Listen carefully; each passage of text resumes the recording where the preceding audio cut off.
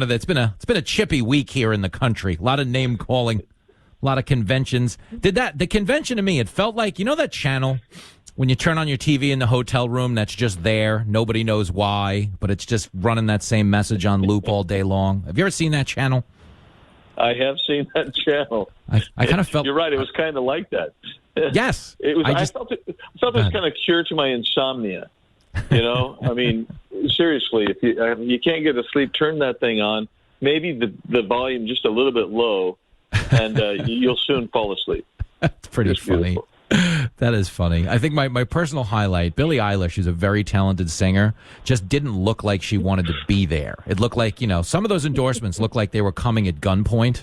It looked like they were reading off the cue card. I don't think it garnered the enthusiasm they hoped it would, is my point. But I wanted to ask you this, because there was some big talk by Barack Obama and Joe Biden about things that need fixing in the country. But the reality is a lot of these issues went unattended to under them, no? No, that's exactly right. I mean, and then some of the issues that they addressed under the Obama administration that the Democrats are complaining about now were initiated under the Obama-Biden administration. I mean, like postal service and that type of garbage. Yeah. And so that's really right. I mean, I'm a big believer that if you want to know what the Democrats are doing, just look what they're accusing anybody else of doing. And this kind of fits in that category, right? Yeah, very true. I mean, it felt like, we've all had that friend who borrows your car, brings it back with no gas, and then tells you need to fill it up. And the mirror's falling off on the side, yeah, the passenger side. That's what I felt like. These guys got on TV and they're like, the car's broken. We got to fix the car. I'm like, hey, weren't you driving for the last 8 years? It's not good, man. It wasn't just the drivers; they were the mechanics, for Pete's sakes. My God, my goodness, what are we going to do here? It's actually a really good point. Just joining us, Congressman Andy Biggs is on the line. He's so excited to be here, as always. Is China? Exactly. You better believe it. Is China rooting for Joe Biden? I hear that a lot, just because of the relationships they've had in the past. Is there any relevance to this? No, I think that's true. I mean, even the Democrats have admitted that. And look at it this way. When you invest that $1.5 billion into Hunter Biden, you would want that investment to pay off as well. So, yeah, I think there's some truth to that. The Chinese want him to win. That's pretty funny. I keep wondering if, there will be any interest in that. Like the whole Hunter Biden in terms of his, involvement in Ukraine. And, he was making money, $1 million off a power company. And I know Amish people who know more about technology than Hunter Biden. So that was a little suspect, no? Yeah, I'm very, very suspicious. And we've, in my opinion, we haven't ever delved into Hunter Biden and these illicit relationships enough. But, I mean, he's making money hand over fist after just a few minutes in China. He gets on the board of directors of Burisma to talk about power and energy when he has no idea anything other than how to flip the light switch. And you know what? Speaking of that, he gets to get on there and tell everybody how full of integrity his father is, as if he's an expert on integrity. So that's a beautiful thing about Hunter Biden. Yeah, I'm wondering if it'll become a story, like if there'll be any intellectual curiosity into that backstory of Hunter and his dad and the overseas dealings, because I do know for a fact it would be an issue if the shoe were in fact on the other foot. But there were so many takeaways. Like, did you see Michael Bloomberg spoke last night after they bagged on him at their own debate? Yeah. Did you see that? Well, yes. The fly was mad because what had happened is Bloomberg had landed, the fly had landed on a sandwich, and then Bloomberg was lecturing it about the calories in the sandwich it was landing on. That's probably true. That's just, I mean, you're looking at it and he's handling it like a trooper. He's a statue up there trying not to acknowledge there's a fly on my face. What do I do here? But yeah, I mean, Bloomberg, he got more time than AOC. And I don't know if you saw this, people were upset about that. Yes. Some people, anyway, the AOC crowd, were more upset that he got more time. Yeah, I mean, well, listen, I don't doubt he cut a pretty sizable check to get out up there, and that's kind of been his hook all the way through this. But I can't, like, Bloomberg to me is the epitome of like the Nanny State overreach into our lives, because he was the guy, who tried to ban soda. And again, to the calories on the menu thing, it drove me crazy, Congressman, that they felt compelled to tell us that the food at a place called the Cheesecake Factory was unhealthy. Like, I feel like it was implied. Well, what bugs me is if you go and you order a hamburger, and you say, "Hey, hold the bread, no bun, just wrap it in lettuce." They don't tell you the calories for that. I mean, is that really, true? I'm making a move to healthful living according to Bloomberg, and I don't get to find out what the calories are. How about the carbs? I just, when you get the government involved in every aspect of your lives the way Bloomberg likes, it's a tyranny. I really believe this, that inherent in the left is this authoritarianism I used to say it's kind of latent or soft despotism, but it's not anymore. It is out in the open. They want to control every aspect of your life. Yeah, it's frustrating to watch because I've lived it firsthand here in New York. They turned the whole city into a bike lane, which was, in New York City right now, you're hitting a needle every other block. It's pretty hard to keep those tires inflated because it's such a mess right now.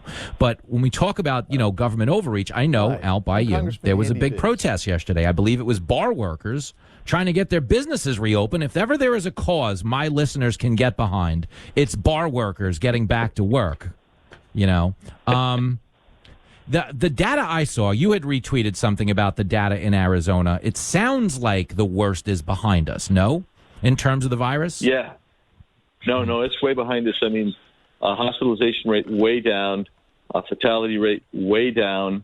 And it's been, by the way, this has been going on for almost 2 months now, where you've just been in almost a straight slope downward. It has just been remarkable. And it all happened before the bar prohibition came into play. How about that, bar prohibition came into place? But part of what makes this so bad, and it gets to the authoritarianism thing I was just talking about, is if you are a straight-up bar, you can't be open. But if you are a bar in a hotel, you can be open. And they've just basically picked and there's like 19 liquor licenses in Arizona. And they picked 2 of them and said, if you've got a liquor license in these 2, you can't open up. But we're going to let bars in hotels, bars in certain kinds of restaurants. And it's just been so unfair. And not only that, they've attacked gyms, they've attacked all this stuff, and they haven't been able to find any cases that originated in bars or tubing down the river or at water parks or in gyms. They haven't found any cases attributed to that. So it's just been ridiculous, and there's a myriad of lawsuits in Arizona going right now because of the overreach of this administration in Arizona, the governor. Yeah, I mean, listen, the way your sports teams are playing, you got to let people drink, no? Hey, I've given up on the sports. I mean, if you're going to play a game where nobody's watching or you got cardboard cutouts in the stand, and the beautiful part about this, and you want to protest living in this great country, and you're going to take a knee, I just don't have much interest in watching anymore. I mean, nobody's watching your protest, and good grief. So maybe that's. I've got a lot of my friends, and I was on a Trump tour bus yesterday.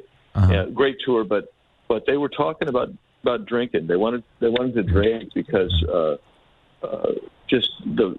wanted to celebrate, actually, I suppose. Hey, why not? Listen, you don't have to sell this show on people wanting to have a drink. I mean, come on. How do you think this audience is getting through 3 hours of this every day? And in fact, they've moved on to stronger stuff at this point. They're not even drinking. I think we're on to straight. We're giving the 99th caller a tub of bath salts at this point. But it's a different. Hey, honey, let's be number 99 on Jimmy's show. We got to get those bath salts. You live it up is what you do. You live it up, Congressman. Well, exactly. I guess The last thing that I had to ask you is, because this is something we've talked about the virus and the lockdowns, and so many people, since you and I have had this discussion, have told me this virus, or at least these lockdowns, are going away the day after the election. Do you have that feeling? Because at this point, I can't justify the lockdowns for any other reason if the data isn't supporting them. Yeah, no, I think this has all been done to gin up dissension in the country, panic, hysteria, and allow movements to things like the all mail-in ballot type thing to try to exercise control. And the American society acquiesced almost immediately to the authoritarianism that was coming through with the Democrat mayors, Democrat governors, and then a lot of Republican governors and mayors also jumped on that same ship. And I think on November 4th, all of a sudden, what are they going to do? They're going to say, okay, now we're done with the coronavirus, but guess what? We have the seasonal flu, so we're going to shut down schools. We're going to keep in a lockdown. You got to wear a mask because of flu. Unbelievable. Yeah, it's crazy. Do they just own stock in Netflix? Is that what's going on?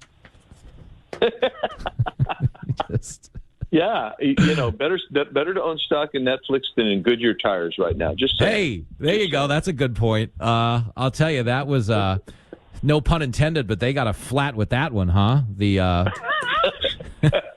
had to. They punctured the tube on that one, Jimmy. Did they? Oh, this could go on all week. But you know what would happen is they would swap me out for a spare host, and we wouldn't need that.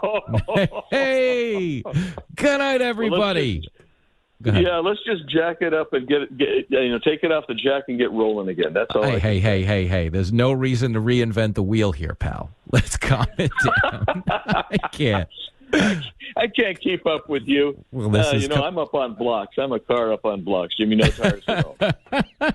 Well, I would say not only did we beat this dead horse, we buried it, dug it back up, and shot it a few times. So our work here is done, Congressman. It was great. Absolutely. Yeah, great talking to you. We're excited for the RNC next week. Try to check in if you have any good insight. You know what's going on. I'm sure they're going to put on a little more of a livelier show than what we watched. No, it wouldn't be hard. I think it's going to be livelier next week. I'm looking forward to it. All right, rock and roll. I'm looking forward to catching up. Have a great weekend. I'll let you know if you win the bath salts. Take care. All right, thanks, Jimmy. There he goes. Take care, man.